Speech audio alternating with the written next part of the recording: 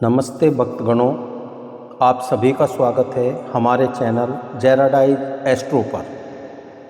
प्रिय भक्तों, भगवान भोलेनाथ अपने हर रूप में करुणा और कृपा के सागर हैं, जिनके दर्शन मात्र से ही भक्तों के कष्ट हर लिए जाते हैं, पापों से मुक्ति मिलती है और जीवन में नई ऊर्जा का संचार होता है। आज हम आपको ले चल रहे हैं उस पावन स्थल की ओर जहाँ स्वयं महादेव अनादिकाल से विराजमान है, सोमनाथ ज्योतिर्लिंग, जो 12 ज्योतिर्लिंगों में प्रथम माना जाता है। तो आइए भक्तों, श्रद्धा और भक्ति के साथ सुनते हैं प्रथम ज्योतिर्लिंग सोमनाथ की वह दिव्य कथा, जो हमें आस्था, धैर्य और शिव भक्ति का सच्चा अर्थ समझाती है। भक्तों, सोमनाथ ज्योतिर्लिंग को प्रथम माना जाता है। यह विश्व प्रसिद्ध ज्योतिर्लिंग कहलाता है। भारत के गुजरात राज्य में स्थित कठियावाड़ में अरबी समुद्र के तट पर यह विश्व प्रसिद्ध ज्योतिर्लिंग विराजमान है। यह क्षेत्र पूर्व काल में प्रभास क्षेत्र के नाम से जाना जाता था। ये वही क्षेत्र है जहाँ जरा नाम के पारधी के द्वारा भगवान श्री कृष्ण ने अपनी लीला का संकलन किया था। आइए शुरू करते हैं सोमनाथ ज्योतिर्लिंग की पावन कथा। दक्ष प्रजापति की कई कन्याएं थीं, जिनमें से 27 कन्याओं का विवाह चंद्रदेव से हुआ था, किंतु चंद्रमा का समस्त ध्यान और प्रेम केवल रोहिणी के प्रति अधिक था। चंद्रमा के इस बर्ताव से दक्ष प्रजापति की अन्य कन्याएं बहुत रुष्ट और अप्रसन्न रहती थीं। उन्होंने अपनी ये व्यथा अपने पिताश्री से जाकर सुनाई। दक्ष प्रजापति ने इसके लिए चंद्रदेव को अनेकों प्रकार से समझाने की कोशिश की, किंतु चंद्रदेव पूर्ण रूप से अपनी भार्या रोहिणी के प्रेम में वशीभूत हो गए थे। इसलिए प्रजापति दक्ष की बात का उन पर कोई प्रभाव नहीं पड़ा।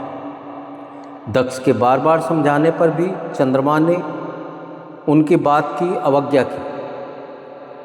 अतः दक्ष प्रजापति ने क्रोध में आकर चंद्रमा को क्षयग्रस्त होने का श्राप दे दिया। इस कारण से चंद्रमा तुरंत क्षयग्रस्त हो गए। चंद्रमा के क्षयग्रस्त होने से पृथ्वी पर सुधा, शीतलता, वर्षण, उनका सारा कार्य रुक गया।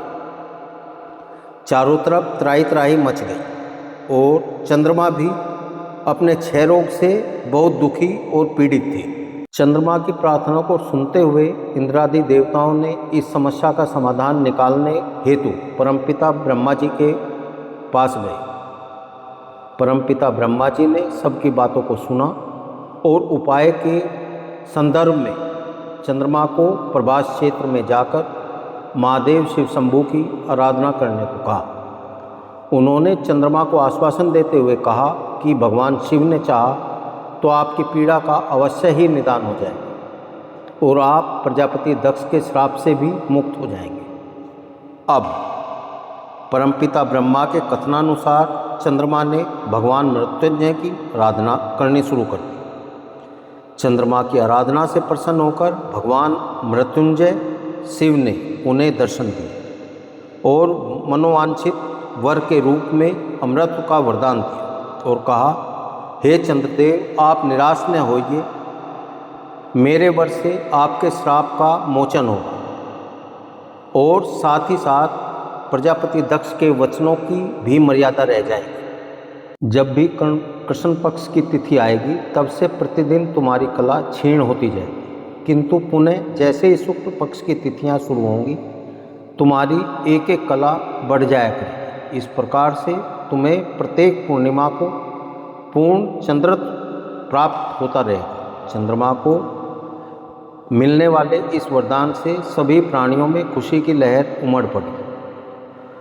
सुधाकर चंद्रदेव पुनः 10 दिशाओं में अपनी सुधा वर्षण का कार्य पुनः पूर्ववत करने लगे। श्राप मुक्त होकर चंद्र देवता देवी रोहिणी के साथ प्रसन्नचित होकर भगवान शिव को प्रणाम किया और सभी देवताओं के साथ मिलकर भगवान शिव से ये प्रार्थना की कि वे अपने प्राणों के उद्धार के उपलक्ष्य में माता पार्वती संग यहीं प्रवास क्षेत्र में निवास करें। भगवान शिव ने उनकी प्रार्थना स्वीकारते हुए ज्योतिर्लिंग के रूप में माता पार्वती संग यहीं निवास करने लगे। भगवान शिव ने यहाँ चंद्रदेव का उद्धार किया था और इसलिए चंद्रदेव को सोम नाम से भी संबोधित किया जाता है। इसलिए यहाँ बसे भगवान शिव सोमनाथ कहलाए। भगवान शिव के पदार्पण से यह प्रवास क्षेत्र पावन हो गया था और इस पावन क्षेत्र में बसे सोमनाथ ज्योतिर्लिंग की महिमा का वर्णन महाभारत, स्कंद पुराण और श्रीमद् भागवत जैसे ग्रंथों में विस्तार पूर्वक कहा गया है।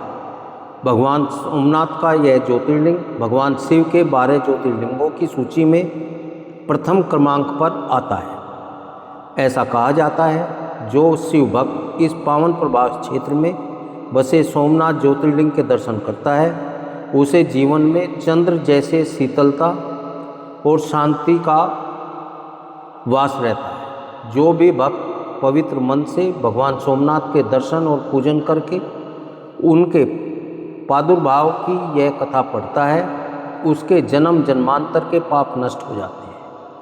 वे भगवान शिव की अक्षय कृपा के पात्र बन जाते हैं। उनके लिए मोक्ष का मार्ग अत्यंत सहज और सुलभ हो जाता है और उनके लौकिक एवं परलौकिक सभी कार्य सफल हो जाते हैं।